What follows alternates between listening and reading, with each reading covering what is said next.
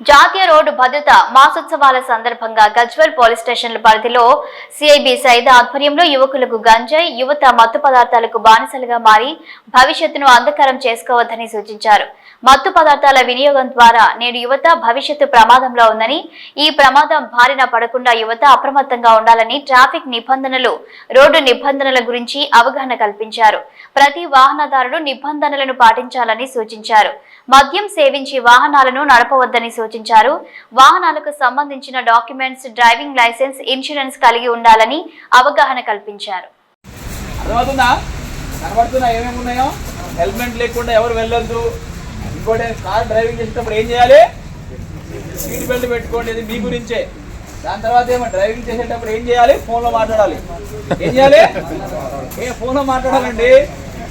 తర్వాత ఇంకోటి, తాగుతూ బండి డ్రైవ్ చేయాలి. చేయాలా? తాగకుండా బండి చేయండి. ఏమి అనుకుంటున్నాను, నేను పొలం దగ్గరికి పోతున్నాను, నాకేం కాదు, మంచిగానే ఉంటాను అనుకుంటారు. ఈరోజు జరిగిన విషయం గురించి నేను చెప్పను, కానీ మీరు ఆలోచించండి. ఈరోజు పాపం బోరుబావి దగ్గర పోయిండు ఒక రైతు. ఆలోచించండి, ఆయన యాక్చువల్గా స్విమ్మర్, మంచి ఈతగాడంట. అవునా కాదా? ఆ ఇంత లోతు ఉన్నది, ఎంత నాకంటే ఇంకో 2-3 హైట్ ఉంటుంది. అవునా కాదా? అందులోంచి అతను రాలేడా? కాదండి, ఒక మీరు కాబట్టి చెప్తున్నా. ఆయన ఆ లోతు నుంచి ఈదుకుంటా బయటికి రాలేడా? తాగలేడా? కానీ ఏం జరిగింది అనుకుంటున్నారు? అది ఆలోచించుకోండి. నేను అనేది ఏమవుతుందంటే, తాగకుండా ఎటన్నా పని మీరు అనుకుంటారు, పొలానికి పోతున్నా సార్, నాకేం కాదు సార్, ఏం జరుగుతుంది అనుకుంటున్నారా? అది కాదు. ఎక్కడికి పోయినా కానీ ఏదన్నా ఉంటే కొంచెం తాగి ఇంట్లో ఉండండి. అనవసరంగా బయటికి పోయి ఏదో తాగేసి ఏదో చేద్దామనుకుంటే ఏం కానంత వరకు ఎవరికి ఏం కాదు. అయిన తర్వాత ఎవరేం చేయలేము. నేను అదే విధంగా చెప్తున్నా. అక్కారం సంబంధించి ఒక అబ్బాయి వస్తారు, రిమన్ కూడా అనుకుంటాను. వచ్చాడు, ఇంటి దగ్గర తాగి వస్తున్నాడు, బాగానే ఉంది, కరెక్ట్. వాళ్ళ అదృష్టం బాగుండి ఏమనాలి, ఏదో వెహికల్ని గుద్దలేదు, నడుస్తున్న వ్యక్తిని గుద్దలేదు. వాడు వచ్చి ఏం చేశాడంటే, డివైడర్ పక్కన ఆపేసి బండి ఇలా ఆపేసి ఇలా లేకుండా ఏదైనా జరగవచ్చు. నీకేం కాకపోయినా నీ మీద ఆధారపడి కుటుంబం చూసుకో ఫస్ట్.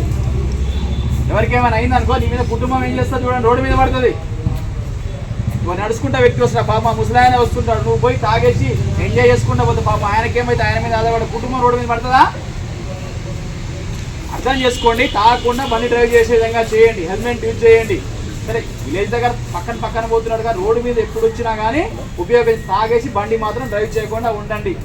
అదేవిధంగా బండి పైన మీరు 2 వీలర్స్ పైన పోతుంటారు, బైక్ పైన, ముందు ఒకసారి ఎంతవరకు కంట్రోల్ చేసుకుంటారో బాగానే ఉంటుంది. ఒక్కోసారి అదే జారుతుంది. అట్లా లేకుండా పోండి. కొంచెం 4 హైట్ పెట్టుకుని అదే చెప్పాము. ఒక్కోసారి రాంగ్ రూట్లో పోతుంటాం, రాత్రి అదే యాక్సిడెంట్ జరిగింది. వాడికి ఆల్రెడీ కాలు ఎరిగింది. సెకండ్ ఇంకోసారి ఏం చేశాడు, ముందు నుంచి బైక్ వస్తే నాకు సంబంధం లేదు, దాన్ని కుక్ వేసుకున్నాడు, బండి సడన్గా రోడ్డు మీద ముందు